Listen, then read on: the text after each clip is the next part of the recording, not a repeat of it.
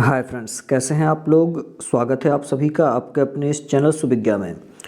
साथियों, हम यहाँ कक्षा 9वीं और 10वीं में चलने वाली जो व्याकरण नाम से पुस्तक है उसका क्रमशः यहाँ पर अध्ययन करेंगे। यदि आप कक्षा 9वीं के छात्र हैं या 10वीं के छात्र हैं तो आपके लिए ये वीडियो बहुत ज़्यादा महत्वपूर्ण है। यदि आप किसी प्रतियोगी परीक्षा की तैयारी भी कर रहे हैं तो भी आप इस वीडियो को देख करके बहुत अच्छे से तैयारी कर पाएंगे। चलिए सीधे पाठ को प्रारंभ करते हैं। यदि आपने अपने इस चैनल को सब्सक्राइब नहीं किया है तो सब्सक्राइब भी कर लें, जिससे इस प्रकार के जो भी और वीडियो रहें वो आपके पास पहुंच जाएं। सबसे पहले चैप्टर का नाम है वर्ण विचार। यहाँ पर क्रमशः जो पाठ है, पाठ में बहुत छोटी छोटी सी बातों को भी लिखा हुआ है, इसलिए हम इसको पढ़ते चलेंगे और समझते चलेंगे तो आप बहुत अच्छे से समझ जाएंगे। भाषा की सबसे छोटी इकाई को वर्ण कहते हैं। भाषा मतलब जो हम कुछ बोल रहे हैं या समझ रहे हैं या फिर अभिव्यक्ति का जो साधन है। हमें अपने विचार किसी दूसरे व्यक्ति तक पहुंचाना है तो जो पहुंचाने का माध्यम है वो भाषा है, और इस भाषा की जो सबसे छोटी इकाई है वह वर्ण कहलाते हैं। पाणिनि ने वर्णमाला को 14 सूत्रों में प्रस्तुत किया है। परंपरा के अनुसार महेश्वर ने अपने नृत्य की समाप्ति पर जो 14 बार डमरू बजाया, उससे ये 14 ध्वनियाँ सूत्र पाणिनि को प्राप्त हुए।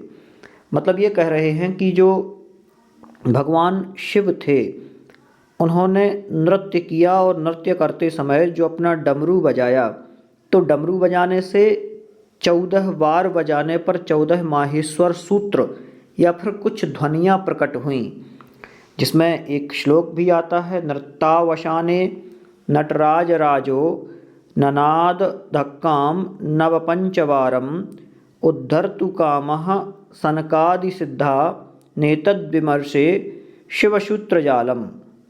श्लोक है, नृत्तावसाने नटराजराजो ननादढक्कां नवपंचवारम उमः सनकादिसिद्धा नेतद्विमर्शे शिवसूत्रजालम। यहाँ पर सूत्र बहुत ज़्यादा महत्वपूर्ण है। जो ये श्लोक है ये बहुत ज़्यादा महत्वपूर्ण है, और यहाँ पर जो ये 14 माहेश्वर सूत्र हैं इनके बारे में बताया। देखें कहा क्या है, सामान्य रूप से समझते हैं। नृत्तावसाने नटराजराजो ननादढक्कां नवपंचवारम।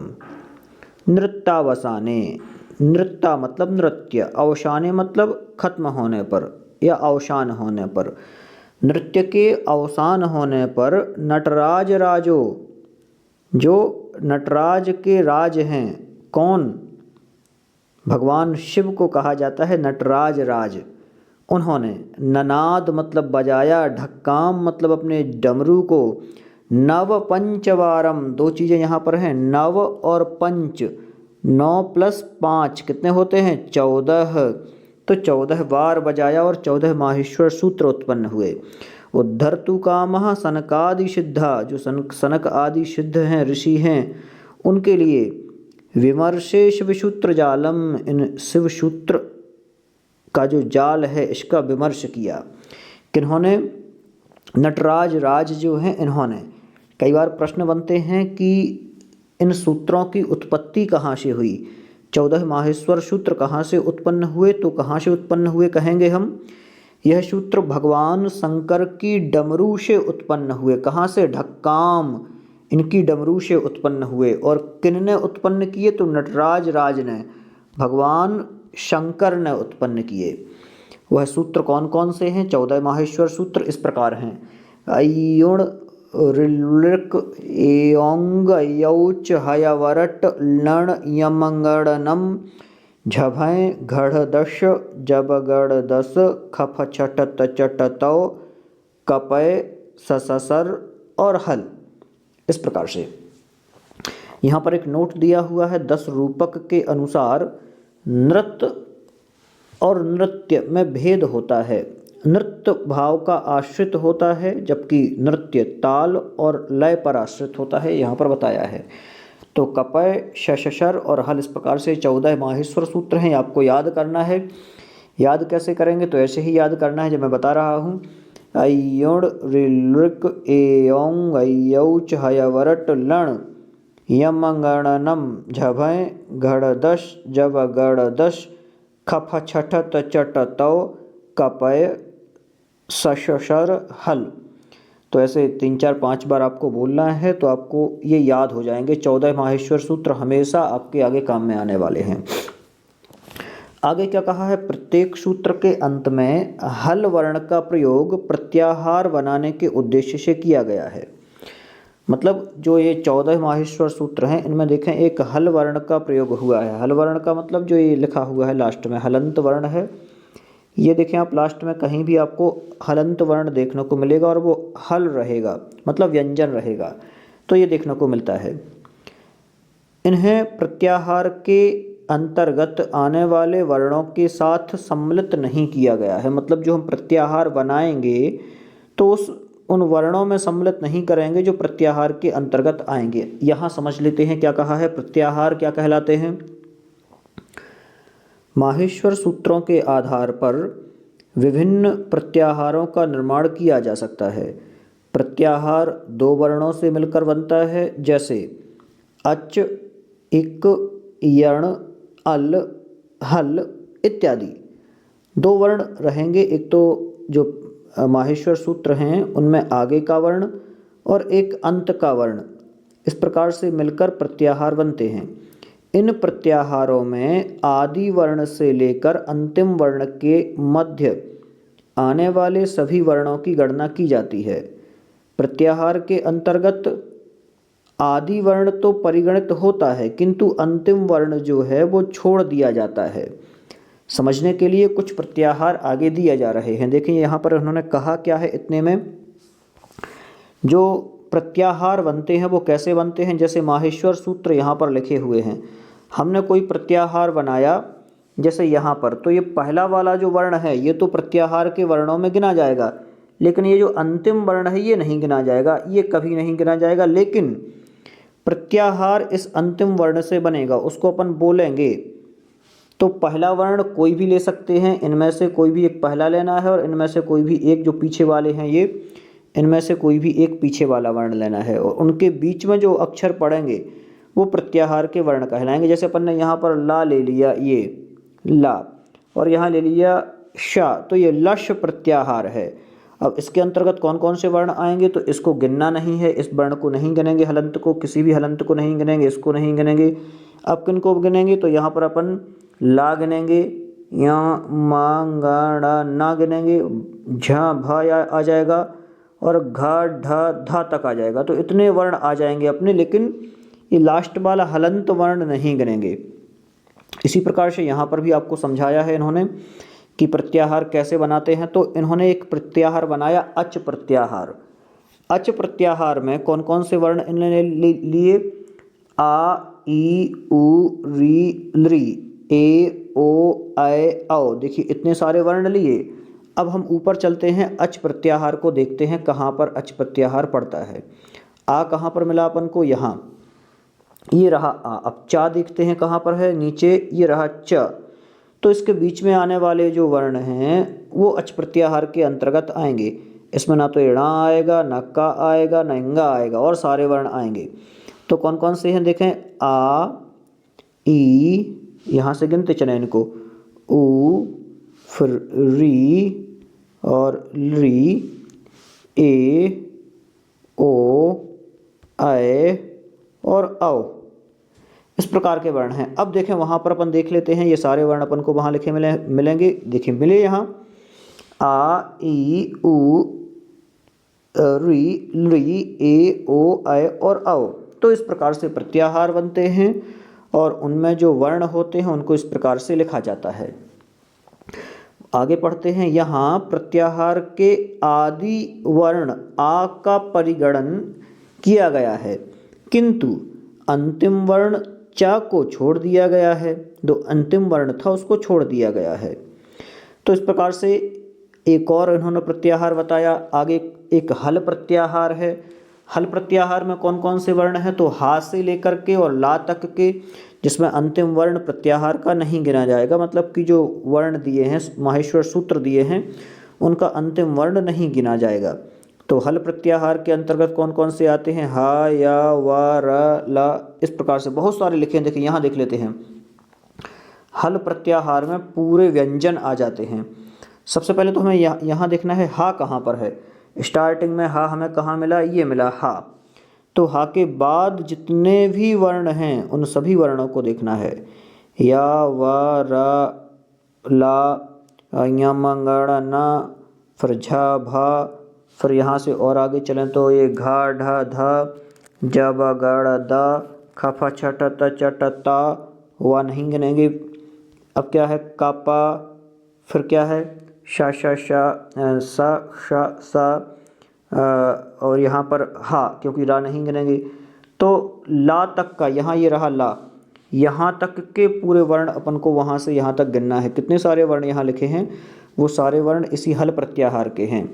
एक और प्रत्याहार इन्हें बना के बताया कि एक प्रत्याहार बनाते हैं ई से लेकर के का तक के वर्ण पूरे, जिसमें कौन कौन से हैं? ई, उ, री और री, इस प्रकार के। एक अक प्रत्याहार है, अक प्रत्याहार के वर्ण बता दिए। झल प्रत्याहार है, झल प्रत्याहार के वर्ण बता दिए। तो ये यहाँ लिख रहे हैं झल प्रत्याहार। इसमें अष्टम सूत्र के प्रथम वर्ण झा से लेकर 14वें सूत्र के अंतिम वर्ण ला तक के मध्य जितने भी वर्ण आते हैं, हलंत वर्णों को छोड़ करके वो सब इसमें आएंगे, ये कह रहे हैं। इसी प्रकार से एक यण प्रत्याहार बनाया। यण प्रत्याहार में भी उसी प्रकार से वर्ण आ जाएंगे। यण प्रत्याहार में या, वा, रा, ला आ जाएंगे। तो इस प्रकार से अपन को प्रत्याहार बनाना सीखना है, जो कि बहुत आसान है। आगे क्या कह रहे हैं?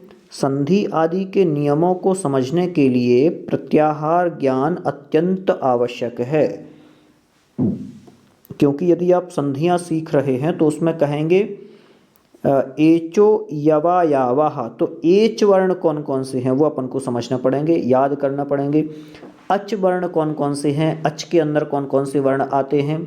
तो आ से लेकर के और च तक के वर्ण आते हैं, जिसमें चा नहीं गिना जाएगा और अंतिम वर्ण जो रहेंगे वो नहीं गिने जाएंगे। आगे क्या कह रहे हैं? वर्ण दो प्रकार के होते हैं। कौन कौन से? स्वर और व्यंजन, दो प्रकार के वर्ण होते हैं। स्वर क्या कहलाते हैं? अच। जो अपन ने अभी माहेश्वर सूत्र पढ़े उनमें जो अच प्रत्याहार के अंतर्गत वर्ण आएंगे उन्हें स्वर कहते हैं। जो वर्ण किसी अन्य वर्ण की सहायता के बिना बोले जाते हैं उन्हें स्वर कहते हैं। स्वर तीन प्रकार के होते हैं: ह्रस्व, दीर्घ और प्लुत। ह्रस्व स्वर, जिस स्वर के उच्चारण में एक मात्रा का समय लगे उसको ह्रस्व स्वर कहते हैं। ये संख्या में 5 हैं: आ, ई, उ, री और लृ। इन्हें मूल स्वर भी कहते हैं। जो ये ह्रस्व स्वर हैं इनकी संख्या 5 है, इन्हें मूल स्वर भी कहते हैं। दीर्घ स्वर क्या है? जिस स्वर के उच्चारण में 2 मात्राओं का समय लगे उसे दीर्घ स्वर कहते हैं।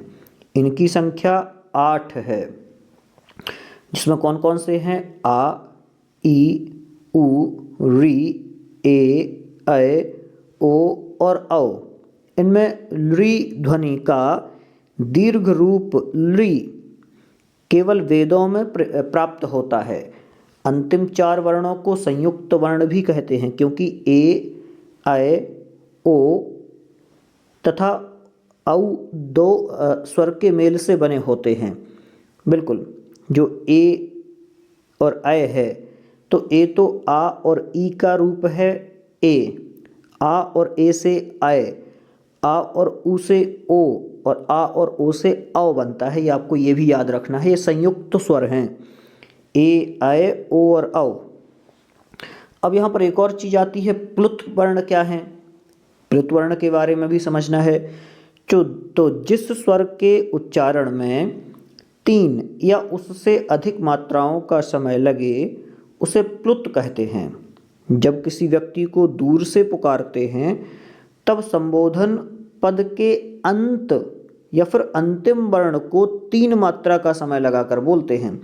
थोड़ा सा तेज आ, ऐसे ई, थोड़ा सा और समय दे देंगे उसको बोलने के लिए। अपन ऐसे बोल देते हैं ना ई ओ, तो ऐसे नहीं, थोड़ा और समय देंगे ओ। तो इस प्रकार से प्लुत वर्ण हो जाएगा। उसके उच्चारण में 3 समय का टाइम लगा, थोड़ा सा और ज़्यादा समय, मतलब उसमें मात्राओं को जो लगने वाला समय है, उच्चारण में जो समय लगता है, उससे प्लुत वर्ण बनते हैं। जैसे उदाहरण के लिए एहि कृष्ण, अत्र गौश्चरति, इस प्रकार से। और भी क्या बोला, ओम, तो थोड़ा सा जोर लगता है ना इसमें, तो यहाँ पर ये 3 स्वर हो जाते हैं, इसलिए इनको प्लुत स्वर भी कहते हैं। और जो इसको दर्शाते कैसे हैं, तो इस प्रकार से जो हिंदी वर्णमाला का अक्षर का जो वर्ण है 3, तो इस जैसा इसको हम दर्शा देते हैं। आगे चलते हैं। सभी ह्रस्व, दीर्घ और प्लुत स्वर वर्ण अनुनासिक एवं निरनुनासिक भेद से 2 प्रकार के हैं। एक तो अनुनासिक और दूसरे निरनुनासिक।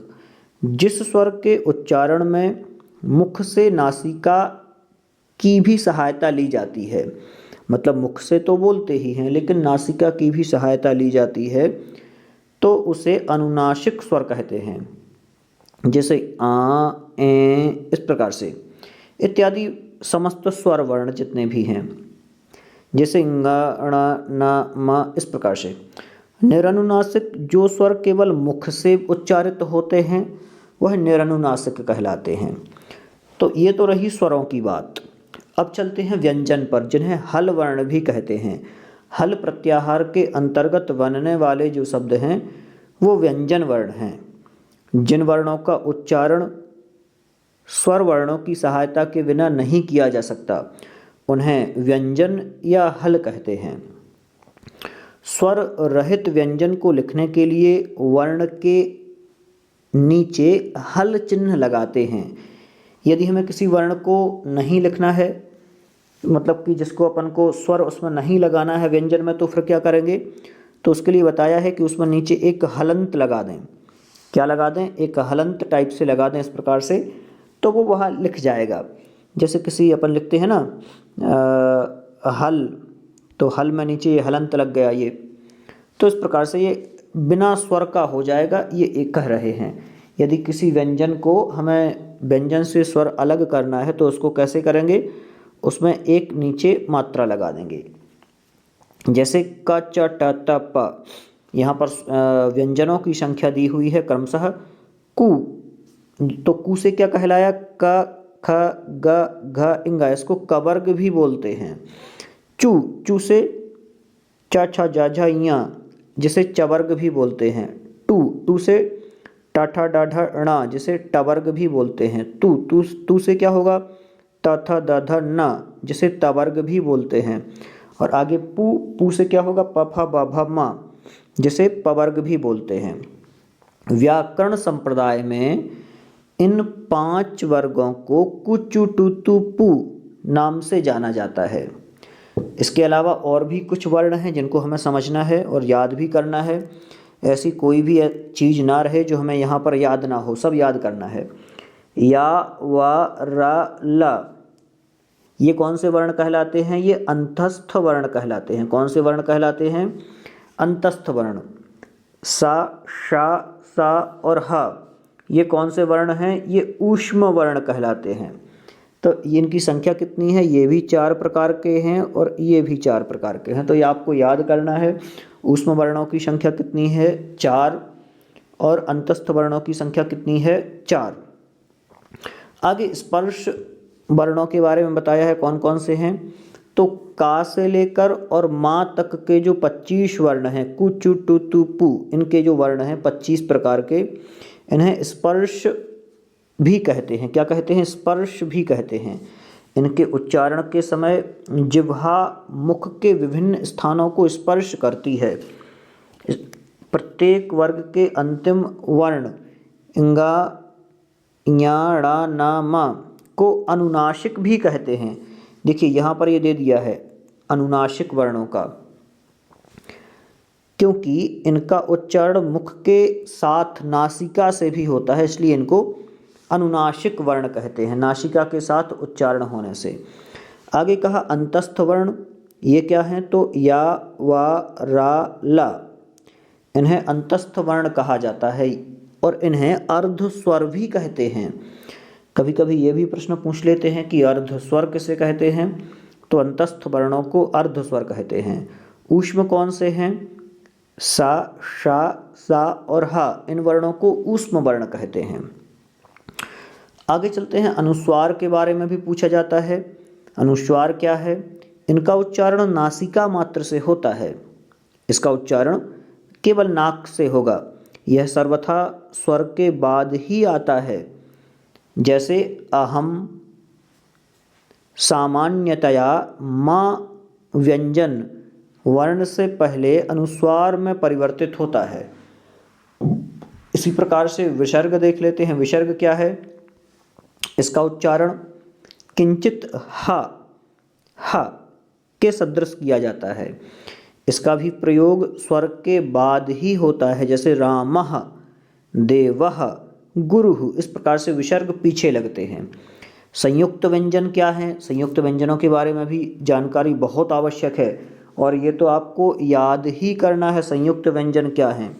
देखिए, संयुक्त व्यंजनों में सबसे पहले तो क्षत्रिय वाला क्षा, ये किस किस से मिलकर बना है? तो का और शा से मिलकर के बना है क्षत्रिय वाला क्षा। इसी प्रकार से त्रा है तो ये ता और रा से मिलकर के बना है। ज्ञा है, ये जा और या से मिलकर के बना है। ये तीन संयुक्त व्यंजन कहे जाते हैं, हमेशा याद रखना संयुक्त व्यंजन।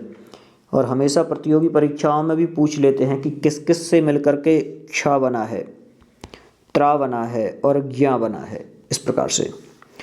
अब चलते हैं उच्चारण स्थानों पर। उच्चारण स्थान चूंकि आप लोगों ने कई बार पढ़े होंगे, बिल्कुल आसान है।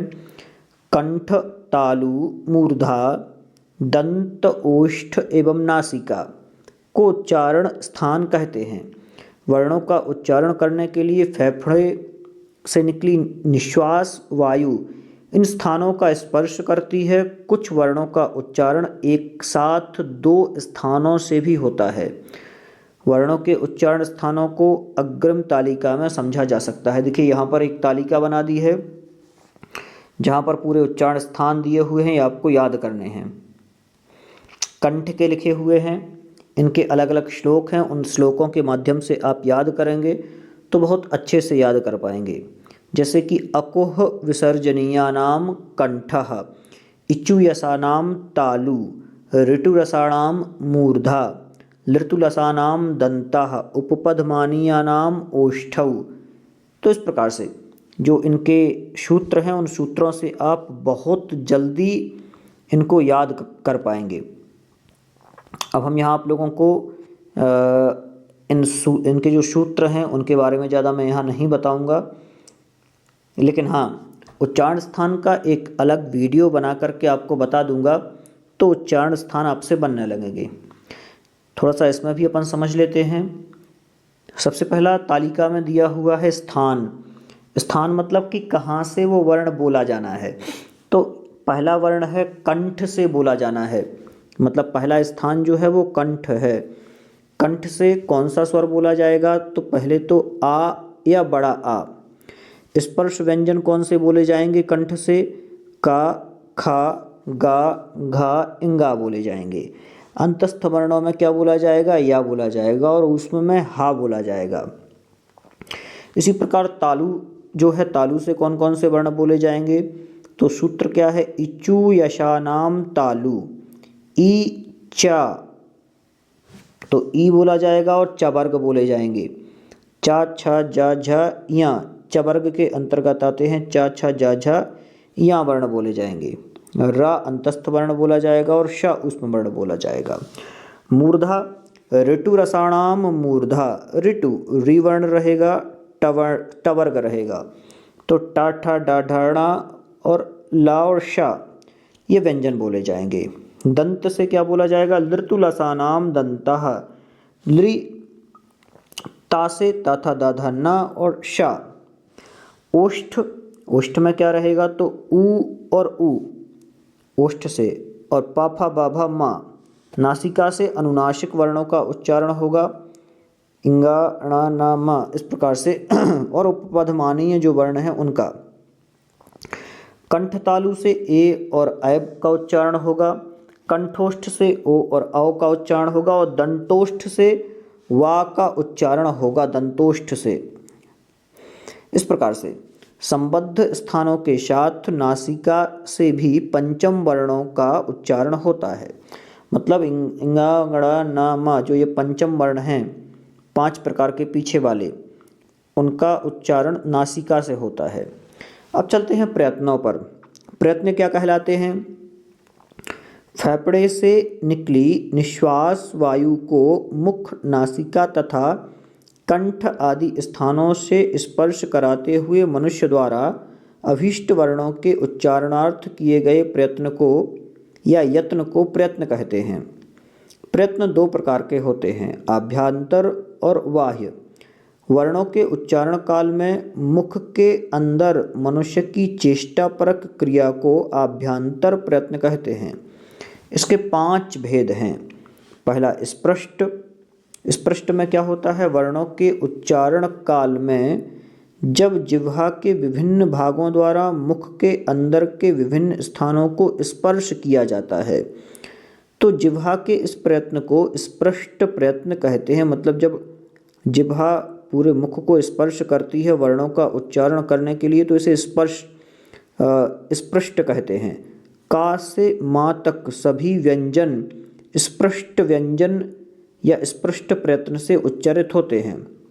मतलब का से माँ तक के जितने भी व्यंजन हैं उन सभी में जीभ पूरे मुख को स्पर्श करेगी, ये कह रहे हैं। विसर्ग का भेद उपपदमानीय। जब विसर्ग के बाद पा या फा वर्ण रहते हैं तब अर्ध विसर्ग उच्चारण होता है।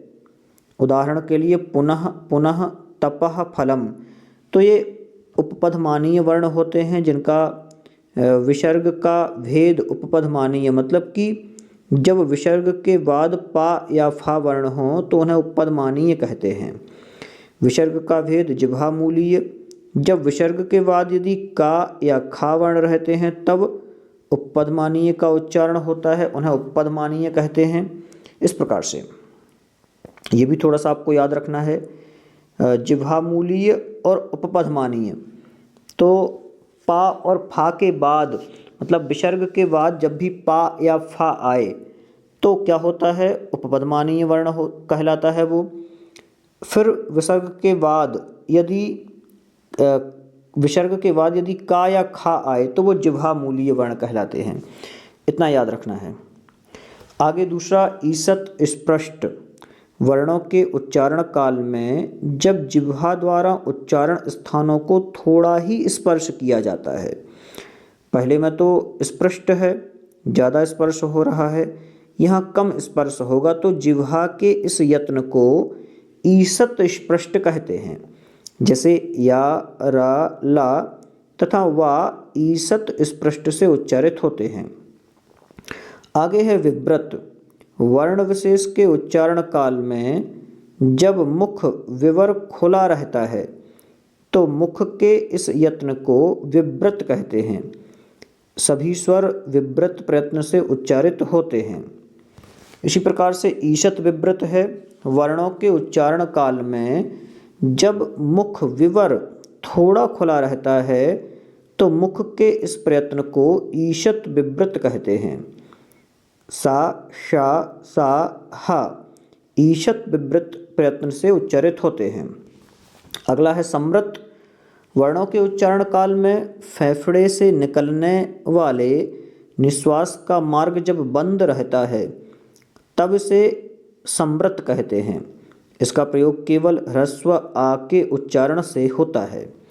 आगे बाह्य प्रयत्न। वर्णों के उच्चारण का यह यत्न जो फेफड़े से कंठ तक होता है उसे बाह्य प्रयत्न कहते हैं। मुख से बाह्य होने की अपेक्षा मुख से बाह्य होने की अपेक्षा से इसे बाह्य कहा जाता है। इसके 11 भेद होते हैं। बाह्य प्रयत्न के विवार, संवार, श्वास, नाद, घोष, अघोष, अल्पप्राण, महाप्राण, उदात्त, अनुदात्त और स्वरित। बाह्य प्रत्ययों के आधार पर वर्णों का विभाजन निम्न तालिका में किया जा सकता है। यहाँ पर एक तालिका दी है जिसमें विवार, श्वास, अघोष, संवार, नाद, घोष, अल्पप्राण, महाप्राण, उदात्त, अनुदात्त और स्वरित। तो जो सभी प्रकार के स्वर हैं, स्वर वर्ण, वो उदात्त, अनुदात्त और स्वरित के अंतर्गत आते हैं। महाप्राण वर्गों के द्वितीय, चतुर्थ और ऊष्म संज्ञक वर्ण महाप्राण में आते हैं। अल्पप्राण में वर्गों के प्रथम, वर्ग के प्रथम मतलब जैसे क वर्ग है, च वर्ग है, ट वर्ग है, इनका पहला अक्षर, ये इनका दूसरा अक्षर, जैसे का दूसरा अक्षर ख, तो वो ख वर्ग, क वर्ग का दूसरा अक्षर। इसी प्रकार से वर्ग के प्रथम, तृतीय, पंचम वर्ण एवं अंतस्थ, जो अंतस्थपन्न वर्ण सब पढ़े थे वो, तो इस प्रकार के वर्ण अल्पप्राण में। संवार, नाद, घोष में क्या आएंगे?